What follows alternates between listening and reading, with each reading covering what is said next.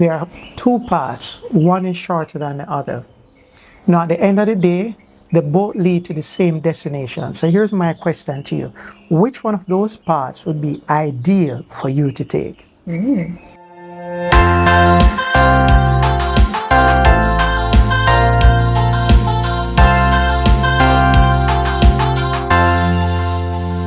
Welcome back to the Morgan Dialogues. Today we want to discuss something that we have both personally experienced in our own life and how over time looking at the long way that God will often take us can actually be a shortcut.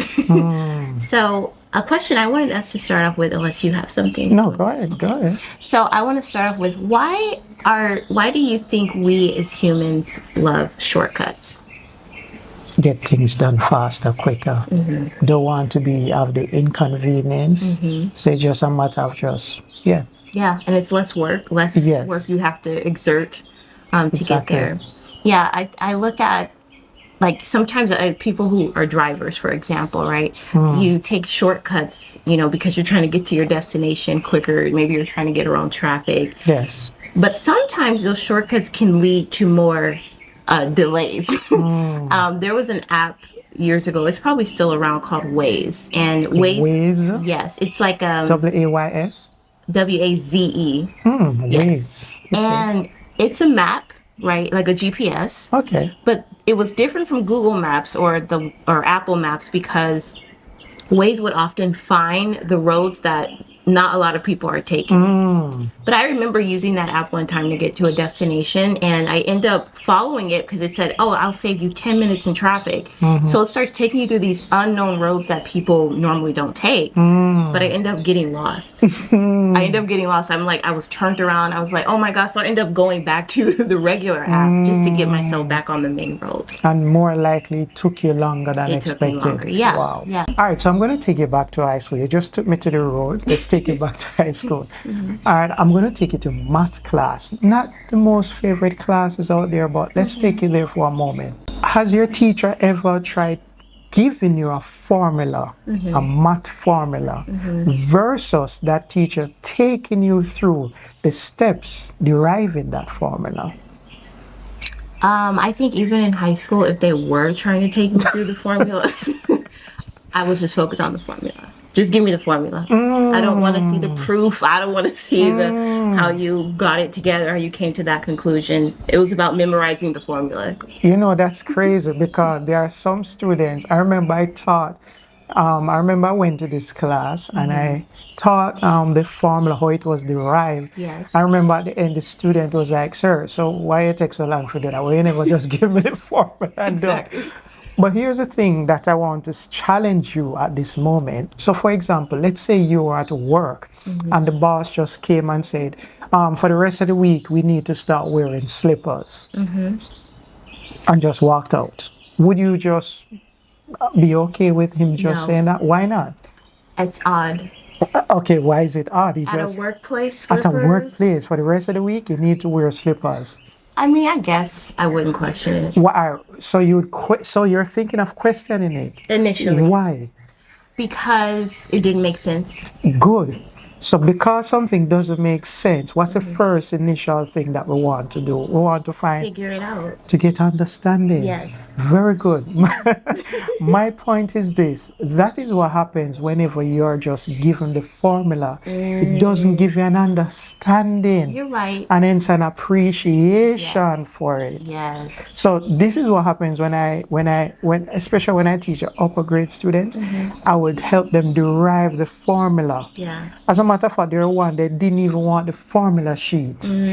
Why? Because they knew what they were doing. They understand the concept. Yes. So even if the question was a bit technical, they use that foundation to go through. That is why students do engineering. They will do accounting. Few of them, but they will go through it. Why? It didn't matter if it was difficult, challenging, or hard. Why? It still has maths. Maths that many students are, I don't like maths. Yeah. But because they know how it is applied. They understand the yes. why. They understand that, oh, this match will take me here. Yes. Because they have that understanding, Yes. they're willing to go through a subject called engineering, accounting, masters, Yes. whatever it is, Yes. in order to accomplish that. I agree, because when I look back now, a lot of the formulas and stuff I don't even remember. You couldn't. I went all the way up to calculus, so I don't think I appreciated math for that time. It's just like I just want to memorize it, plug and Get a play, grade, get my grade, and go move on on, with my finish life. with it. Yes, yes. So this topic was inspired by an experience we've had since we've moved, and when we first arrived at our new location, we would take trips to the local town, Yes. and we walk. So we're wayfarers. We just walk Yeah. everywhere. And our first road, our first path was pretty long. Yes. I mean, we live up kind of in a hillish area, and lots of turns, residential, lots of turns, lots of hills, up, down. And so it would take us a long time to get to town. Yes. Walking. It was a very long walk there and back. And again. hold on, coming back, it's almost like we're coming up a hill. So Yes. we lived on a hill, and coming back, we had to come up. And imagine we're even carrying those loads with us coming up that hill. Yeah, I remember a time where we left our debit card here at the house, and when we got in town, we realized we didn't have it. We had to walk all the way back here, grab the card, and then back there, do our shopping, and then come back here. I think we got 10,000 steps in that day. Yeah, I think that day we got so we always check our number of steps. Yes, but as time has gone on, yes, we've discovered shorter shorter routes. So I think our second one was a lot shorter than that first one. Yes. And then we did that for a while until now we're at our final one. Yes. And it's short. Not just short in the sense that distance-wise, but we've also discovered other stores and areas in our area that has lessened the time that it takes for us to travel. So we kind of wanted to talk a bit about what God does when he's preparing you, for whatever purpose and calling you have. Why does he take the long road, and why the long road is actually the shortcut? Yes. And going back to our experience, the route that we have taken, especially now, there's less hill that we have to traverse. Less hills. There's less hill. We're literally almost walking on a flat. Yeah. Think about that for a second. I mean, we used to walk such distance. Even one time when we used to walk the longer distance, I was curious, why have I never seen anyone walking that same distance, going out there? I was like, is there another way? Yes. But here's something I realized, and it's something we're going to talk about when you're on your long path, your long journey. God never revealed to us a shorter distance until we were, content in our long journey. Yes. Wow. Let me say that again. Once we left our card, but it was okay. Yes. We said, oh, that's okay. It's not like we don't have any money. We have some money, but it's on a card, and we see it as being okay. As a matter of fact, I think that day we say, oh, at least we'll get more steps in for that day. So during that longer journey, we were content. We were somewhat satisfied. We were okay with it. Yes, we're in the sun, but I think we had worn hats with our hats.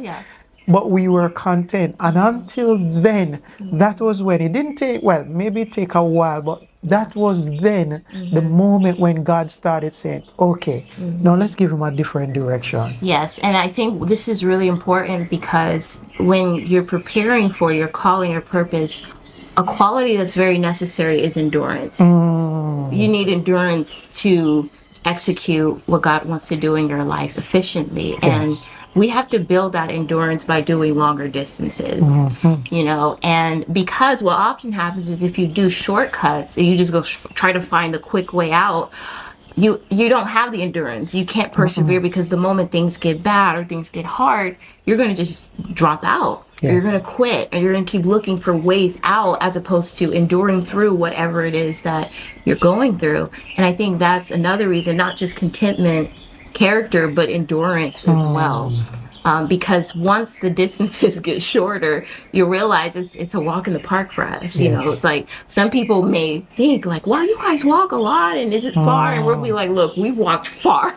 Yeah, because I remember one time, one of the lady we bought from, Yes. she's like, "So where you guys are from?" I was like, "Yeah, just around that side." Yeah. There, she's like, "And you live that far?" Yeah. And wait, I noticed you guys, and you guys walk that distance. We're like, "Yes, we walk that distance." Yeah. So she was like, "Wow, you guys walk that far." But it goes back to this point. We were content. Yes. We We we didn't complain. we didn't complain. Actually, it gave us time to be talking about Yes. other things. So it was crazy if you ask me. Yeah. Hold on. Go ahead. Sorry. This reminds me of persons who want to start a business. Let's put it that far, a business. And there are certain systems that can be, let's say AI. AI can be put in place to Yes. to operate, things fast. do things fast. But one of the things I realize in life is that whether you're running a business or you want to, let's say, employ all these persons to work along with you, do you even know the different areas that this position require? Do you understand exactly what is needed in that business to operate it in the first place? Yes. That is why, as a person, even before you implement this system or even use AI, do you even know to do those things by yourself? Yeah. Do you even understand the different roles involved? Because if you're trying to hire something and then when the person's come for that interview, you're like, well, I don't know what you're to do. Yeah. But whatever you're to do, I'm sure you understand. No, No. that doesn't work make like that. doesn't work like that. So before you even implement these systems, sometimes it's good to have an understand. That's going to take time. Yes. Because you're by yourself, but it's going to no. It doesn't mean you master everything. Yes. But at least you have an understanding, and then hire someone who will master certain places. Yeah, this reminds me. We talked about this a little bit last night of when Moses brought the Israelites out of Egypt. Now they have been enslaved for so long, and now they're free.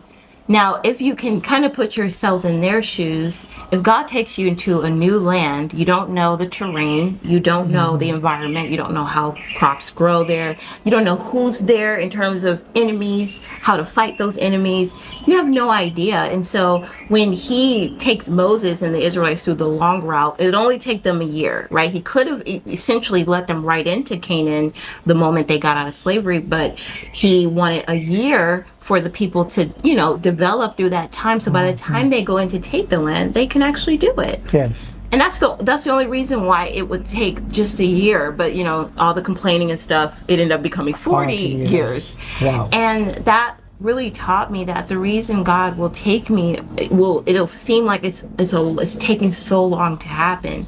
It's because he's looking out for your best interest. I think about how long I was single before we got married. That long period of being single was important because I needed to learn who I was, learn my identity and my worth in God as my father. I had to learn what it was to be a woman, how to take care of myself, how to be submissive, how to, be a helper. Essentially, if Neil had came into my life the moment I left college, let's just say then, I don't even know if we would be here watching this, doing this video together.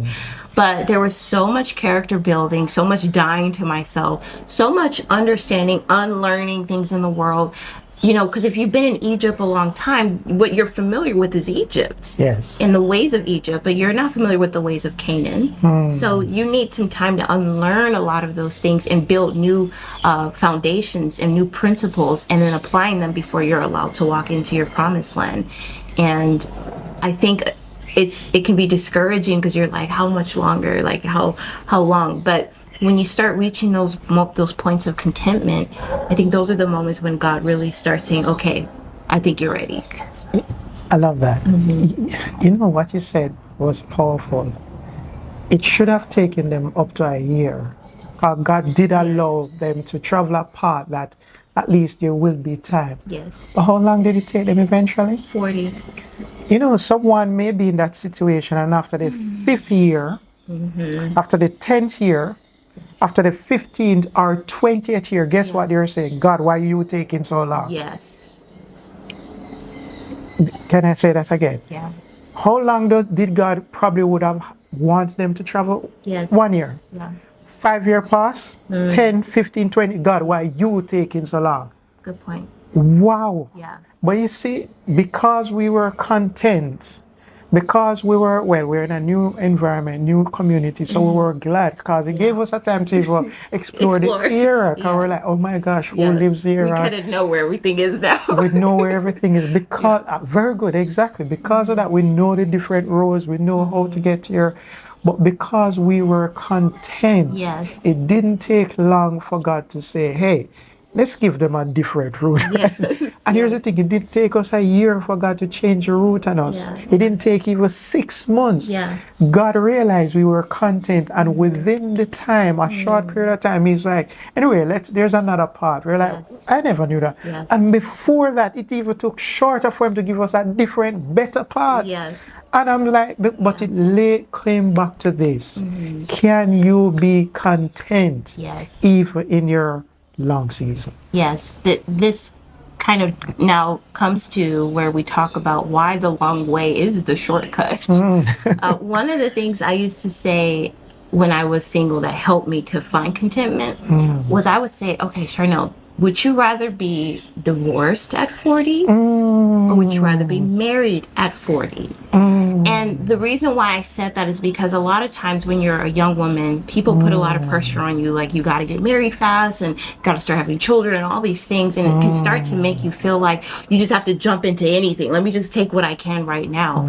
But then if you link yourself to the wrong husband or to the wrong wife, right, that could take years off of your life. And then it ends up in a death of the marriage, in a divorce, because this wasn't the right person for you. And if you just waited a little bit longer, there were close calls I had for sure. And thank God that He really, brought to my attention, this is not the one, and I listened. But there are a lot of times where you won't listen to God. And you'll be like, you know what? I don't want to wait anymore. I'm tired of waiting. So you jump into a relationship that is actually going to end up taking years off your life. Not only that, then you're going to end up broken, divorced, separated, you broke up, and now you're back at square one, but with all the heartache and all the bitterness and all the resentment. So now you got to go through the healing, and that could take time before you're ready to actually try it again. Yes. So I remember asking myself, I said, I would rather be single for the next 20 years of my life than for me to put myself in a situation where I end up with the wrong person and then we end up divorced by the time 20 years have passed. Then I would have a lot of regret. I would look back, not to say that divorce is the end of your life and all, but there's always, a light at the end of the tunnel. But you can save yourself so much time. The long way ends up being a shortcut because rather than wasting that time in a relationship or a job or a friendship or any kind of endeavor, rather than wasting time in the wrong thing at the wrong time and then stealing all that time from your life, I'm actually doing what is most needed in those moments, so that I am prepared and I am ready for a marriage that we have now. Definitely. I love that. Yeah. And you see, it goes back to even knowing who is right for you. Yes. Because if you don't know, you're going And what is right for you? What is right for you? I don't think we know that though. No, we don't. And I think that's where it goes into seeking God, knowing Him for yourself, and allowing Him sometimes to choose what's right for us. Yes. Think about that growing up think about if you have a child right now, and there's a little baby. Here's your baby. Oh, there's a little that little child is going to say, I need ice cream, I want sweets, I need this, I need that. Yes. They will not say they want fruits and vegetables. Right. They're like, no, I don't want fruits and vegetables. I want juice, not milk. Yes. Ice cream, but not milk. Yes. Candy. But that's the thing with us. We too don't know what we truly want. Yes. But God does. God is almost like that parent that says, yes, you can get ice cream today, but that's not what is going to bring nourishment to your body. And you see, that's the thing. That's what happens sometimes when I started to put more of my faith in God and rely on Him, that's when He helped me realize that person, I should walk away from that relationship. I never knew that at that time. I thought they were the best thing ever. Same. Yeah. But when I drew closer to Him, He allowed me to recognize there is better. I have better for you. And you see, that's the thing, it's a matter of just knowing that God has His best plans for us. He has a better plan for us. But we have to believe that. We have to believe I that think He has once a better I plan. believe that, because that's what people would say, God wants what's best for you, and His plans for you are good, not to harm you, and God wants to. I would hear that, but I wouldn't necessarily believe it. Like you feel like you're the exception sometimes. You're like, well, I'm sure He does, but it won't apply to me. I could imagine someone saying like, but you don't understand. I've been waiting a long, long time. So, what would be some encouragement to that? Work on yourself. Because here's the thing, there's a reason why God is keeping you. If you notice, that we started out saying God gave them 1 year. Yes. Ultimately, it's to prove what was in their heart. Yes. God wanted to know where their heart lie. And in that case, it's almost like God is saying, hey, you think you're ready for marriage, you're not. Yes.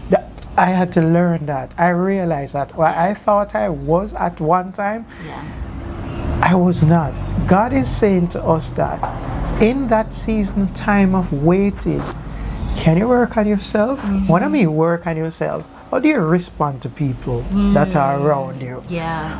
I remember one person said, oh, I would never respond to you like that. But that's the thing.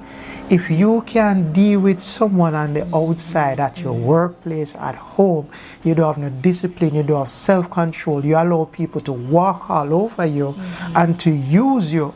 Otherwise, do you think you're in any position to really choose someone to live with you for the rest of your life? Good question.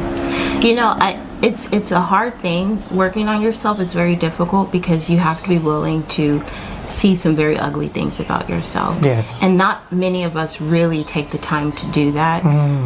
It was definitely not something I ever thought I would walk into. But prior to meeting my husband, God really took me through a season of not just working on myself, but seeing who I really am. Not just the good things, but all of the underlying traumas and underlying bitterness and resentment and all these things that I had covered up. I mean, anybody who knew me then, they would not think I was struggling with anything. But these seasons where it felt quiet, silent, isolated, and I'm like, God, it's so long. I feel like I'm in a wilderness. It's so long.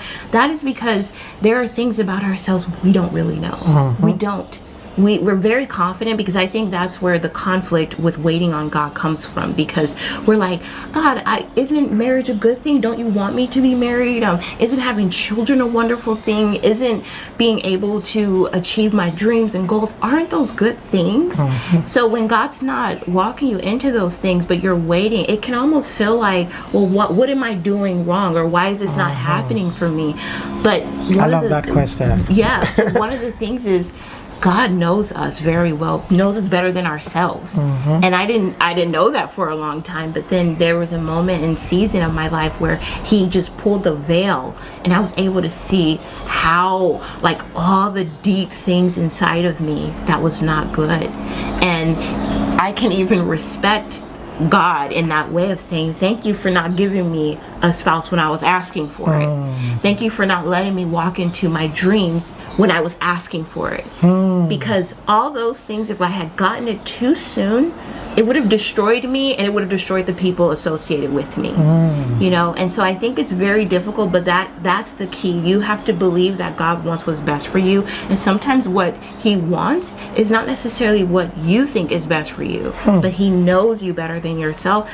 And if you're willing to let Him lift the veil over these superficial things that you think about yourself, so that you can see truly inside who you are, you'll start to agree with God that, you know what, I do need to wait. Yes. I do need to take some time and get to know who I am. I do need to deal with these traumas or deal with these issues in my life before God. I didn't even want my husband at the time when I found out all these things about me. I didn't even want that.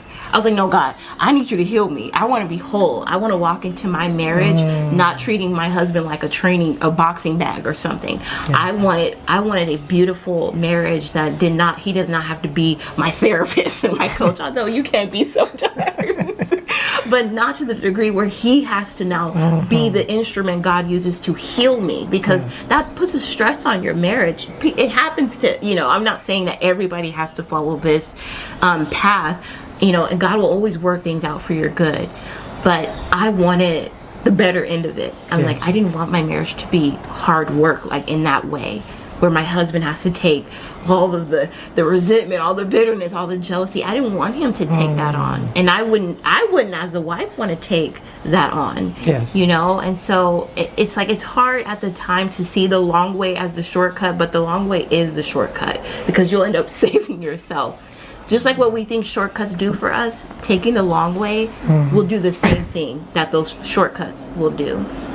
I love that. Yeah. And you see, at the end of the day, we have to just give thanks for what He's doing in our life. Yeah. That's it. We just have to give thanks. So I'm going to challenge you to just, as you go throughout the day, as you go to pray and say, God, can you reveal to me the things in my life that's holding me back from being the person that you want me to be? Yes. Not even for my spouse, my wife, my husband, the person you want me to be. Because once we are the person that God knows us and know who we can be, and we become that person, I guarantee, as a matter of fact, that's when you'll start seeing persons coming in your lives that you're like, oh my God. And that's how I met my wife, because I first had to become the person whom God wanted me to be. So when my wife came into my life, I was like, oh, thank you, Lord, it was worth it after all. And that's the beauty why the long road is the short way. Because at the end of the day, it will give you an experience that you will never want to go back that path. You will not want to go back, either go back to certain relationship, go back to that type of lifestyle. Because at the end of the day, this path, this way, this outcome is better. So you will have more experience. You will have more lessons learned, because you're like, oh my gosh, look what happened in my life. You'll learn from them, you'll experience them, and as I say, you will never want to go back. So at the end of the day, the long road is actually the short one. Thank you guys. So, did you have something to say? Yeah, just the question we asked at the beginning. Yes, which path would you take? Yes, so I want to ask you the question after all that discussion. Which path would you take? And which path did you take? So I want you to comment first. Tell us which path you chose at first. And now that we have ended, which path would you now take? Yes, and with that, thank you guys so much for watching, for subscribing, commenting, giving us a thumbs up to help push the video out. And we just look forward, obviously, always to the next one. So thank you all, and take care until next time. Oh my gosh. You see, we don't do this enough. And we look forward to seeing you next time on The Morgan Dialogues. Take care. Bye-bye.